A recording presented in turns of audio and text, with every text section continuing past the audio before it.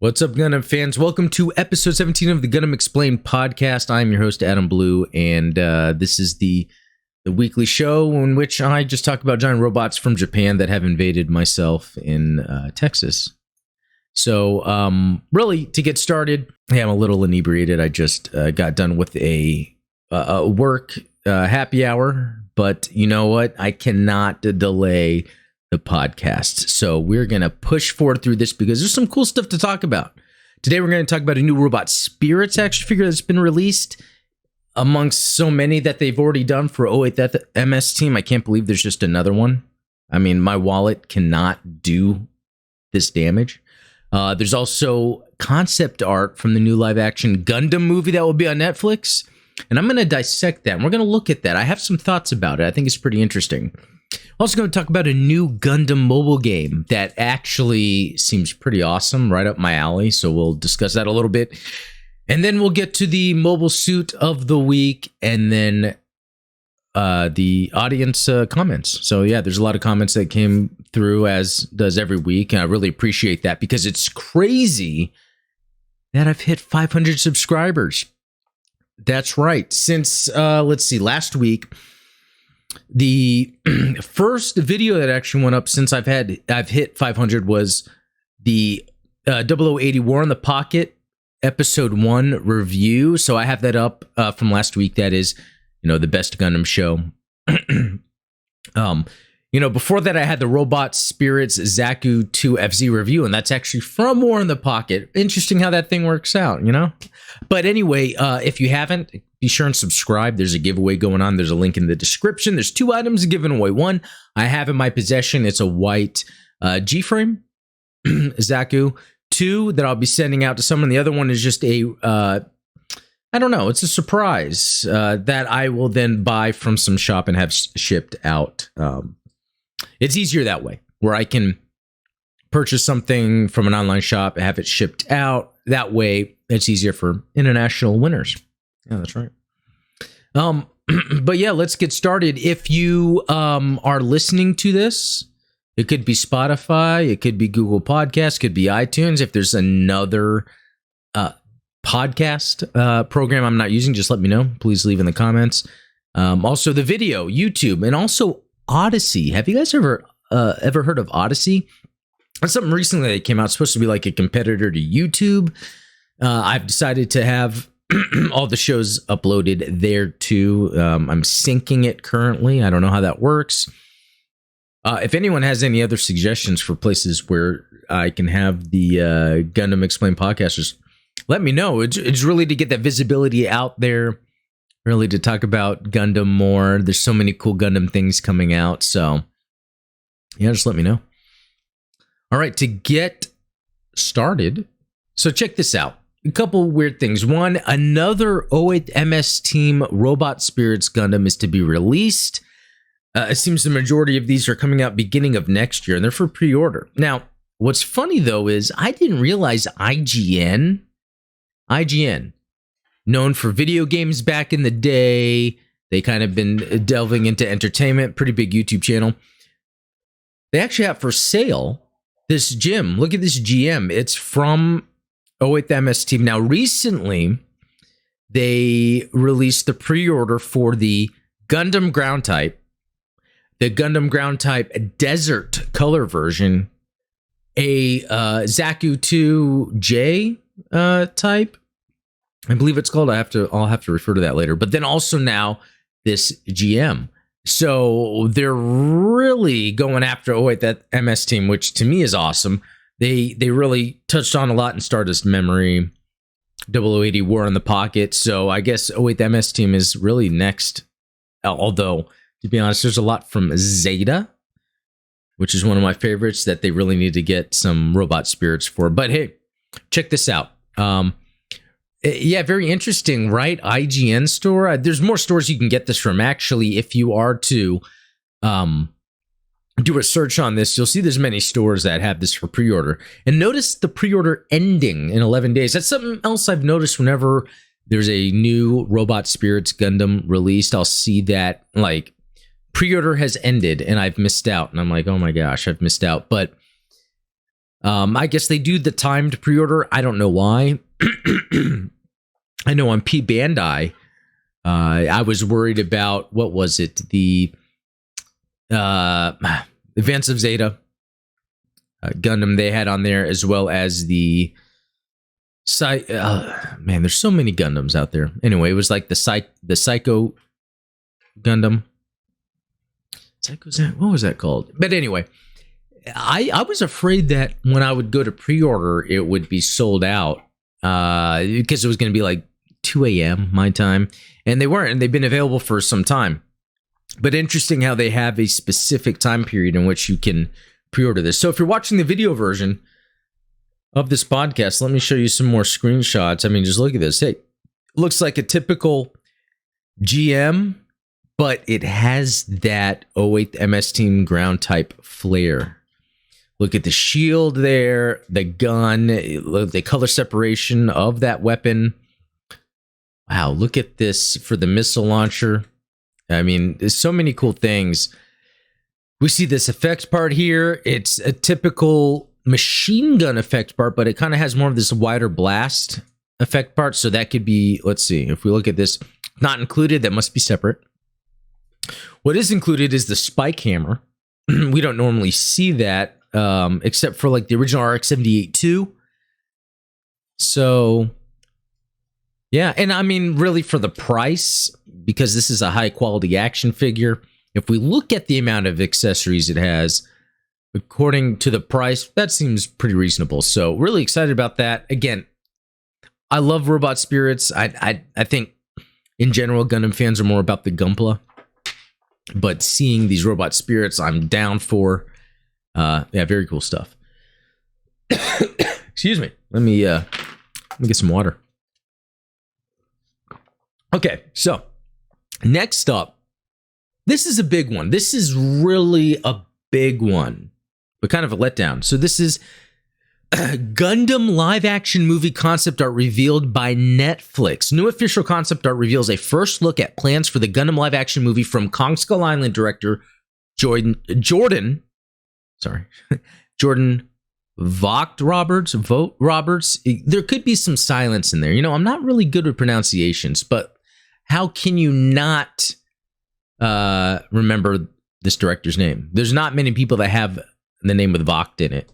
Dash something, right? So no, let's look at this. So here we go. It's a screenshot, which, to be honest, if I saw the headline, hey, here's concept art for the Gundam live action movie, I'm like, oh, really? Well, let's see what it is. Then we look at this and it's like, well, I mean, it's really not much there. This could be a screenshot from Gundam Battle Operation 2 or some mobile game. Really, this does nothing. And that reminds me of, what was it? The Obi-Wan movie series that's coming out on Disney Plus. They released some concept art. Okay. I mean, the concept art really does nothing because when it comes to what's in production, usually it looks a lot different. But if we're going to go by what they plan to do with Gundam and we want to look at the concept art, here's a couple things we're going to look at here. One, there's some interesting scaling going on, I guess, with the proportions, but it does seem to generally be really based on the RX-78-2, and I say that because of the chest armor versus the shoulder armor. If we look at the beam sabers, those beam saber handles are quite large. It reminds me more of what we'd see from the Double Zeta Gundam with the beam saber handles. If we look at the V-fin itself, it has kind of that extra flare to it. It's not just straight up a V. You can kind of see where there's a little bit of detailing on the top there. That reminds me more of things you'd see in like Wing or Seed, right? So then we have the side vent parts on the I was about to say helmet, but it's the head. It's not a helmet worn by anyone. It's a head. And even the curves there, like, it's more bulbous. It's not like in line with the rest of the head. To me, that looks like, again, something from Wing. I don't know if they're purposely going for something that looks Wing-like, because I guess Gundam originally was more popular due to Wing when it was released in the United States, even though I never really got into it. But at the same time, that looks similar to the Atlas Gundam. The Atlas Gundam kind of had that design as well.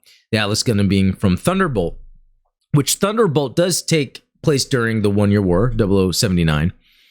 And from there's hints about, like, and if we scroll down here, I think there's a point here where it says, I want to create this film and give them an access point where you can say, this is where you start. This is your entry point. So now the editorial goes on to say an origin story. And then that seems what that implies. But it's really hard to say. So if this is an origin story, is it that this isn't necessarily the RX-78-2, but maybe a prototype of the RX line? Is this the RX-78-2? I mean, what we're seeing here is a lot of battle damage. I mean, both arms have damage. We're seeing the shoulder missing here. It's in a hangar with flames. The flames are not to scale. With a giant walking robot, these flames are quite large. So it's very interesting to see this concept art because it really doesn't say much. And I mean, it could just be me, but the concept art is not going to do much.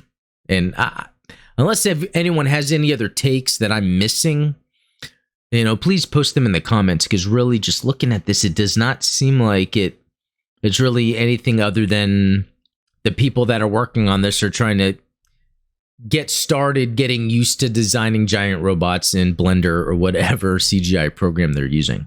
So yeah, please let me know what you think. I am not sold on this in terms of it really meaning anything. But I guess because there's been some time between the announcement of the Netflix live action. In fact, if we want to go beyond the Netflix live action, it was already announced that there was going to be a Gundam live action film from Legendary. And that went silent for a long time. And then it came back with the director of Kong Skull Island, Jordan Vogt Roberts, making this, which I have total faith in, to be honest. I mean, my default reaction is this is going to be good. I'm just saying that releasing this concept art doesn't really do anything for me. So let me know what you guys think. It's very interesting. All right, moving on. So the Gundam... Okay, check this out. I'm big into video games. I talk about it a lot, usually on each podcast, you know, especially with Gundam Battle Operation.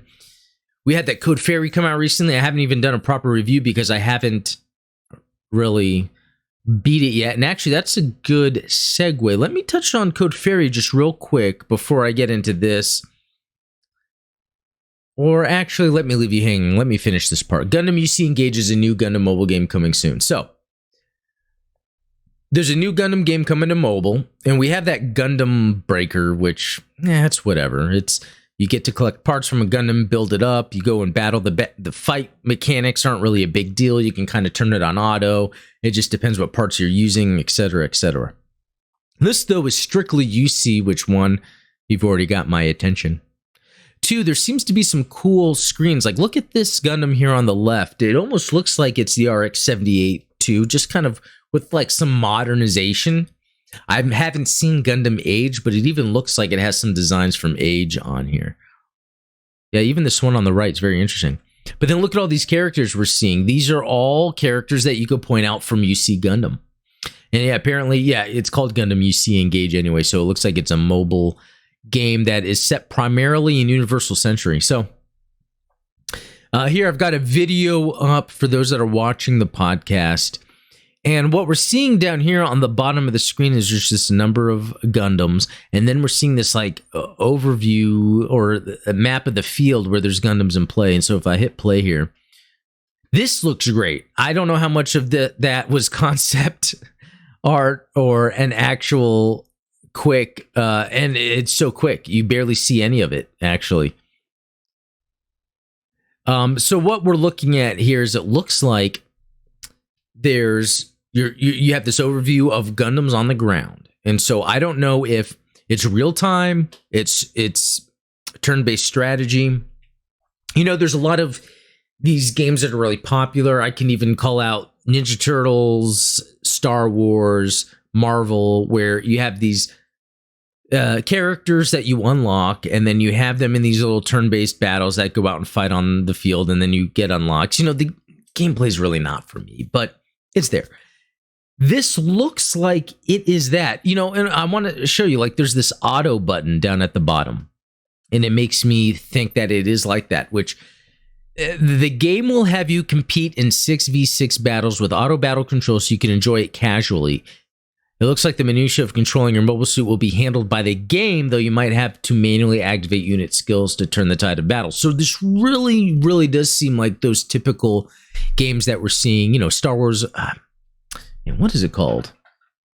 I forget the name, Star Wars Galaxy War, something like that.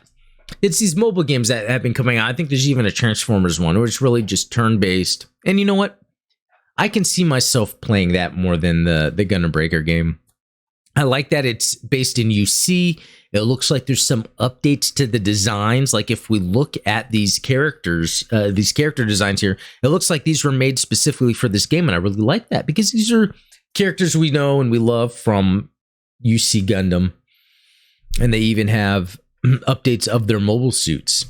I don't know how far they're going to go, because really, if that isn't RX-78-2, that is quite the update to the design. And then what's this over here? I would say it would almost look like a GPO, but I don't know. It would be interesting to see. So this game, I think so far, yeah, it says no English release announced yet. Although I do know from previous region-locked mobile games, you can make it where you can sideload the APK if you really want to play it on your device. So anyway, I think it's cool that they're announcing a new Gundam mobile game. Just really curious to see what this is all about. Especially, it's just UC, which is my preference for Gundam so far. So yeah, would really be interesting to see what happens to this. Yeah, due out sometime in 2021. I'm assuming that is Japan. But it was interesting because with Code Fairy, even though it seemed like it was going to release day and date worldwide, it was up for pre-order in the Asian and Japanese PSN stores, just not the North American. But like, I think at the midnight before Code Fairy was released, it was available for purchase. So it could be the same thing going on here. Speaking of Code Fairy, so I haven't got to play it too much more, but that's because it's actually really good. And when I say that, it's the kind of game I like because it is a challenge. It's something that you need to sit down and really focus on.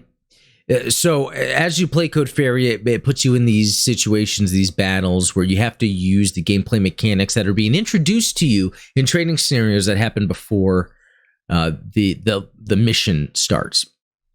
And so you'll get into some missions later on that are actually kind of difficult. You can easily get yourself killed, get your partner killed. You have to manage capturing points where you can get healed, but then also taking out enemy mobile suits, but also taking out the enemy commanders, generals.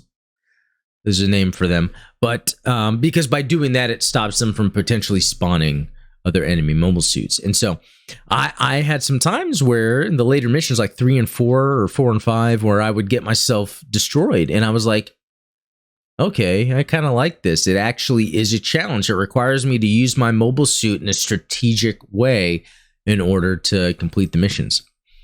And so that's really cool because there's even more that's being released later on. I think later on November, maybe the 19th, I forget the date, and then beginning of December, there's some more missions. And again, I like how it's presented like in anime. There's an opening intro with music, and then there's animation of the characters and a little bit of discussion around the characters. Then you go out and you fight, and then there's the end music, the closing, which is really well done. I'm actually shocked and surprised at the production value that's in this. So with Code Fairy, I haven't yet got to the point where I can do a proper review because I really need to finish this first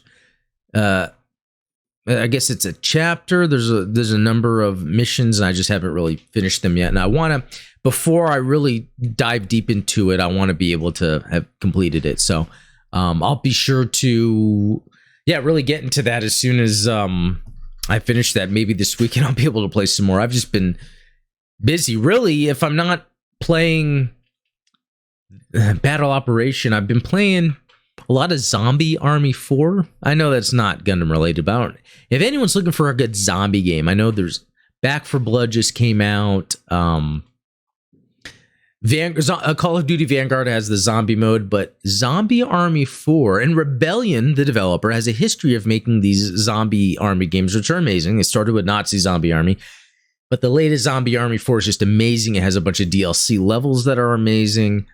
I've just been kind of pulled into that and not really doing much that's Gundam, except for my dailies for Gundam. I'm always making sure I do those. Battle Operation. But yeah. There's that. So I'm curious what everyone thinks about this Gundam UC Engage. Yeah, there's that. So moving on. So I did a review recently of the MS06FZ Zaku II Kai, and I might have left that out when I was explaining the name of it, but this is the Zaku II that's featured in War in the Pocket, Bernard Wiseman. So for his full name, he's the main pilot of it, and there's some really cool aesthetics to the Zaku. It has a classic green, although there's two different shades of green that we can see that represented, but also there's a lot of red. We see the red with the cockpit with some accentuating features here, and the grenades on the side, which is kind of cool to kind of add detail to the side skirt. But then it's got the piping. It's like the yellow tubes. So if you haven't seen my review of the MS06FZ, the Robot Spirits version, be sure to check that out. But here's where we're going to do our deep dive in the mobile suit of the week, and it's the MS06FZ Zaku II Kai. So it's one of several variants of the MS06 Zaku II line of mobile suits. It was first seen in Mobile Suit Gundam 0080 War in the Pocket and was piloted by Bernard Wiseman. So technology and combat characteristics. The Zaku II is one of the second phase production MS that have been improved by the United Maintenance Plan. Can't say I have ever heard of that. The performance of the Zaku II itself has begun to deteriorate due to the appearance of the Federation mobile suit and the development of the new models by its own forces, so it has been tuned up by feeding back data from new models. In addition, based on the results of the renovation of the MS06 F2 Zaku II F2 type, the shape and materials of the armor and balance of the machine were more thoroughly reviewed, resulting in an appearance that is quite different from the previous Zaku II F type.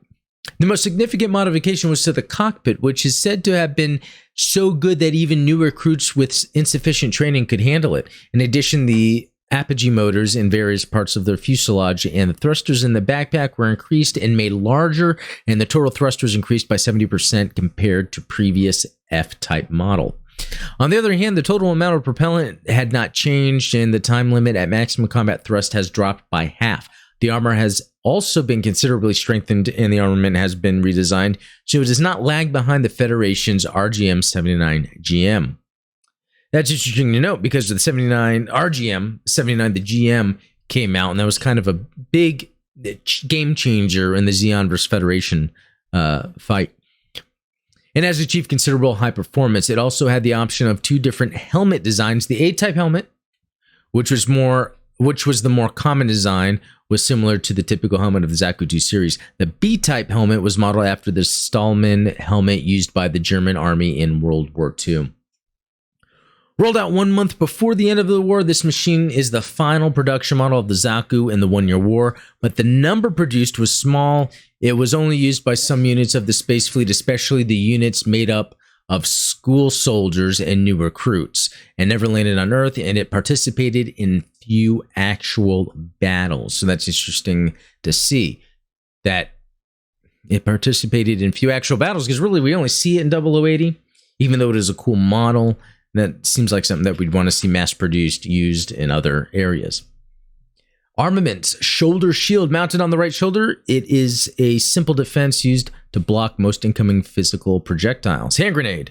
Stored on the right hip of the Zaku for convenience access are 3 hand grenades. These grenades were more compact than the cracker grenades used by the original Zaku. While not very powerful or accurate, they're capable of performing different roles in the battle. MMP 80-90mm machine gun, a small caliber machine gun for mobile suits developed under the United Maintenance Plan. Okay, well, give me a second. Let's look up this United Maintenance Plan. United Maintenance Plan, also known as the Unified Complete Equipment Plan, was a Principality of Zeon military program whose goal was to facilitate efficient mobile suit production. Okay, I won't go much further than that, but we can see that it was a big deal for the Principality of Zeon to have some sort of program put together in order to really refine the mobile suit output. I guess considering after they came out with the mobile suits, which scared the Federation in turn was able to produce mobile suits that were able to turn the tide of war. So it looked like they needed to have a United Maintenance Plan put together in order to try to keep up with the Federation. The overall shape and mechanism of the Zaku machine gun, which was previously deployed, has been changed. The magazine has been changed from a drum magazine to a box magazine, and a 197mm grenade launcher is available as an option. The caliber has been reduced to 90mm, but as a result, the hit rate has improved, and the 90mm shell uses also excellent in initial velocity and anti-MS firepower. The number of bullets loaded is 32 in the standard single magazine and 100 in the triple magazine. The late production model features a different barrel and handguard, resulting in a more compact shape. So there's an M120A1 120mm machine gun, the same portable firearm used by the Zaku II F-type. It can switch between semi-automatic and automatic fire. Although useless against Luna titanium alloy, it can still destroy weaker armor material with multiple shots. It fires 120mm caliber rounds that are stored in a 100-round drum magazine. H&L SB 25K 280mm AP Zaku Bazooka. It's quite the name. A portable physical projectile type firearm. It is primarily for anti-ship combat and displays its power in hit-and-run attacks. It can also be used against the enemy mobile suits, but it is harder to hit a constantly moving target. Okay. Sturmfaust. A simplified disposable rocket launcher. It is commonly used by Zeon mobile suits in the late stages of the One-Year War. As the warhead is not equipped with a guidance device, it is extremely hard to use the Sturmfaust to hit a moving target accurately. However, it is a highly destructible portable weapon. That's something we're very familiar with when it comes to the Camphor, which is also part of 0080. Heathawk, an axe-shaped close combat weapon. It uses a superheated blade to cut through the armor of enemy MS or vehicles. The thermal energy is generated by the power output of the Zaku II's thermonuclear reactor and relayed through the MS's hands. The Heathawk used by the Zaku II Kai is modified with an extendable handle. Heat sword type what? B4? A melee weapon originally developed for the MS-07B Goof. Like the Zaku's Heat Tomahawk, the Heat Sword has a blade that is heated to high temperatures to increase its cutting capacity. Shield, a piece of equipment that increases the Zaku II's defensive capability, is mounted on the left forearm and or handle. All right, history. The most famous Zaku II Kai appears in Mobile Suit Gundam 0080 War in the Pocket, which is piloted by Bernard Wiseman. He effectively uses his machine to critically damage the considerably superior RX-78 NT-1 Gundam Alex, albeit at the cost of his own life. The Zaku II Kai with the B-type helm was also the main unit of the Capital Defense Battalion stationed in Zoom City later in the war, while another unit was also piloted by Liberio Linky of Zeon's regiment, the Marcosius. Something I'm not too familiar with, so that's interesting. Years later, in UC 0096, one unit kept by Zeon remnant forces participated in the attack on Torrington Base, where it was destroyed along with most of the attacking forces. So, I do have a video of all the mobile suits in the attack on Torrington Base, and there is a certain sequence, and I do indicate this, where in the background it looks like we're seeing a certain type of Zaku II. The coloring was a little different, but someone in the comments did confirm that it is the Zaku II Kai. So, check that video out if you haven't seen it. Let me know what you think, if that is actually that Zaku. So we can look at some of these screens here that's on the wiki. Notes and trivia. Let's see. Because its pilot shares the main protagonist role with Christina McKenzie, the Zaku II Kai is uniquely featured in promotional art and special renders in the Gundamverse series alongside the Gundams, and some of them even replaced the NT1. How is that trivia? How is that trivia? And it's like video game related stuff going on here. I think we're good there. I'm not going to dive into that, but anyway, I think this is an excellent design. I think there's so many things about it that are really cool. So here's a Zaku II Kai that looks pretty interesting. I love that white look to it with the blue accents. And it has the helmet. We're seeing a combination here of kind of got that little fin going on, but that interesting helmet design type. So there we go. That is the Zaku II. So it's the FZ. So let's remember that. MS06 FZ Zaku II Kai. And there you go. All righty. Let's look at some comments here. Let's see. Starting from Clown Crown, because I think that's what's going on with the name here. All right, this is from my last podcast, episode 16. So I've played more than a few Gundam games. I liked Federation for Xeon for the PS2. The mechanics are good, what you expect for a Gundam game. Then there was the PS3 Gundam Unicorn game, all Japanese audio and English menu, I think. And the mechanics were pretty decent. Yes, I've played it. I think it is Japanese audio and there's an English menu because I had to get through it somehow. I mean, not that I think it's right to promote piracy, but I want to say I downloaded a PS3 emulator to play the game and it played fine and I was able to navigate the menus. So if I remember correctly, it must have been in English. I want a combination of those two games. Go check out gameplay footage of both games. Battle Operation 2 is a gacha game. Is a gacha Gundam game. That's a lot of G letters, words in one. They really rub it into your face with 5 different levels of one mobile suit and then give you weapons for mobile suits you don't even have or want. So multiply that by bullshit by all the suits that appear in the Gundam franchise. You can't even level up the mobile suits from, say, level 2 to level 3. You have to receive each suit level as an individual drop. Yeah. If I was to complain one thing about Gundam Battle Operation 2, it's really how the system works with how you obtain these mobile suits with the different levels. And I don't know. Again, I've said it before.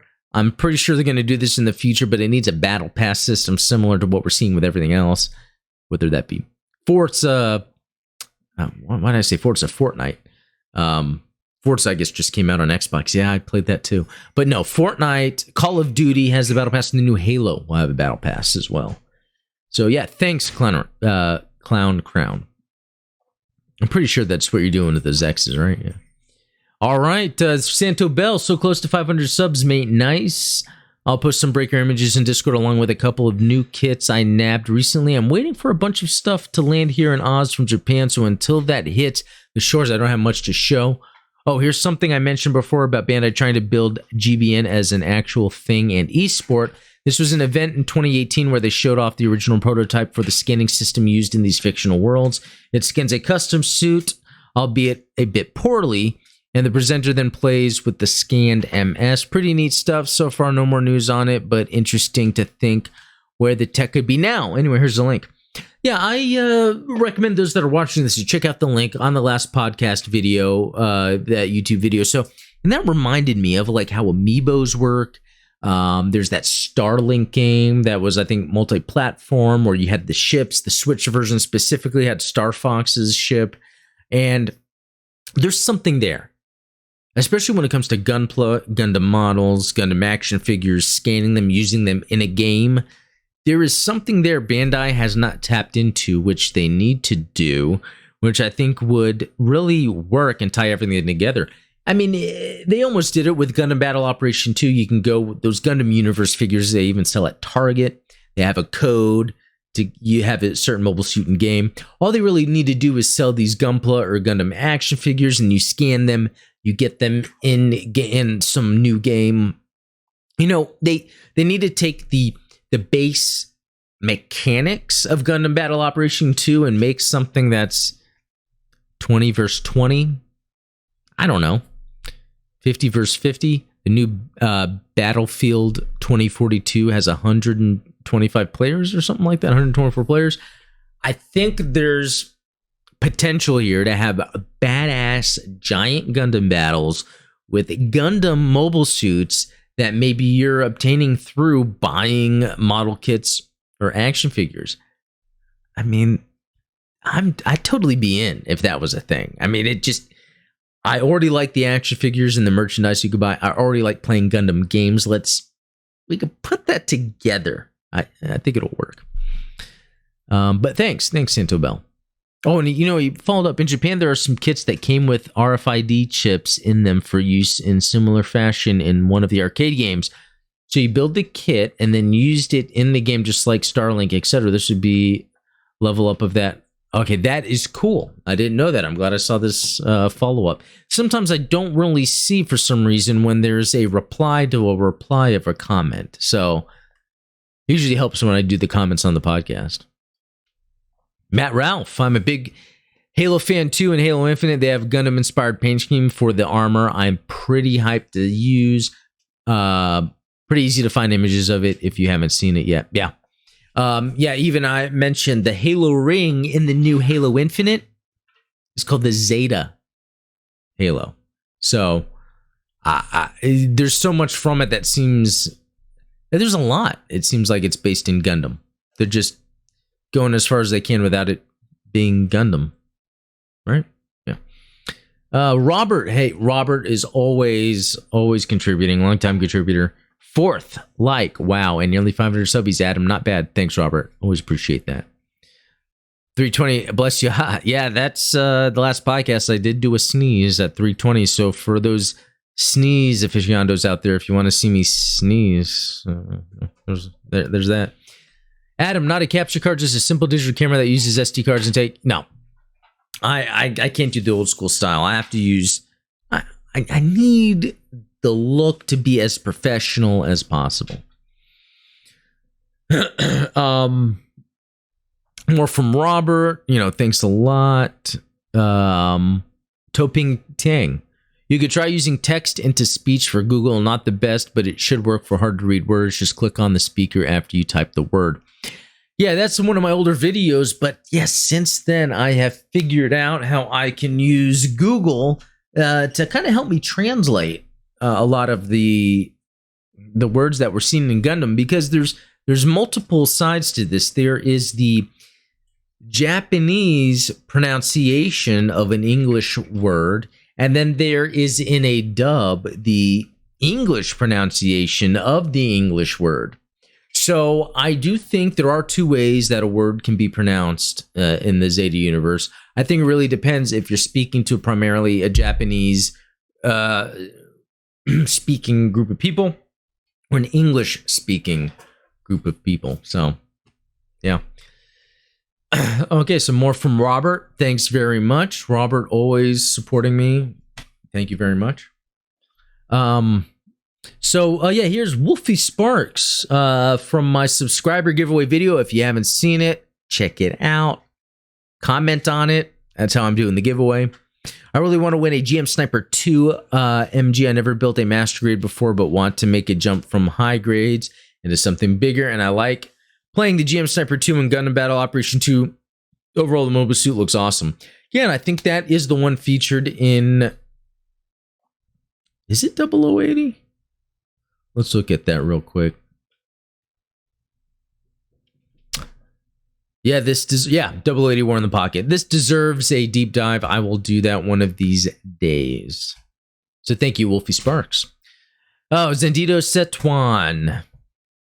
Hi, Adam. Want to know your thoughts on the concept art for Gundam live action for Netflix. So yeah, talked about that earlier in this episode, but really, the design looks like it takes from modern interpretations of Gundam that's not necessarily UC, Wing specifically, Atlas. Really, interested in seeing where they're going with that. I almost think the concept art doesn't matter.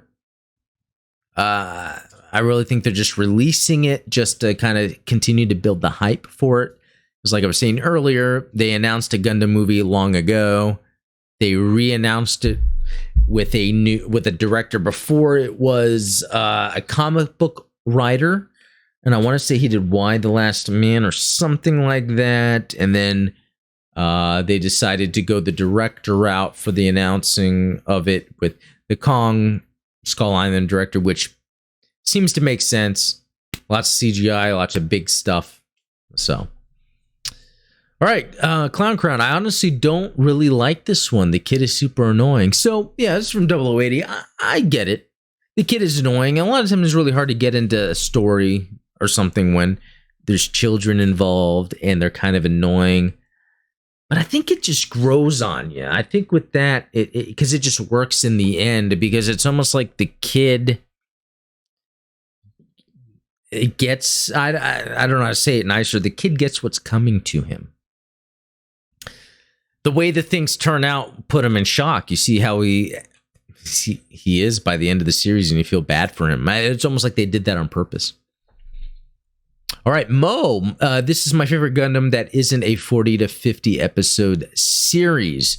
Yeah, I think it's pretty fantastic how if you think about when Gundam came out, we had Mobile Suit Gundam, Zeta, Double Zeta, all these large series. Then all of a sudden we had this movie, Char's Counterattack. Then it went back to a series, but it was a smaller scope, so less filler. Even though I'd hate to say a lot of what we see in Mobile Suit Gundam and Zeta and Double Zeta are filler, it is, when you watch 0080 War in the Pocket, it is streamlined to speak on the story beats that are necessary to drive the story forward. And then if you think about it, Mobile Suit Gundam and Zeta Gundam both had movie trilogies made, which cuts a lot of stuff. And then when you see what's being cut, you realize then it kind of takes away from the character development.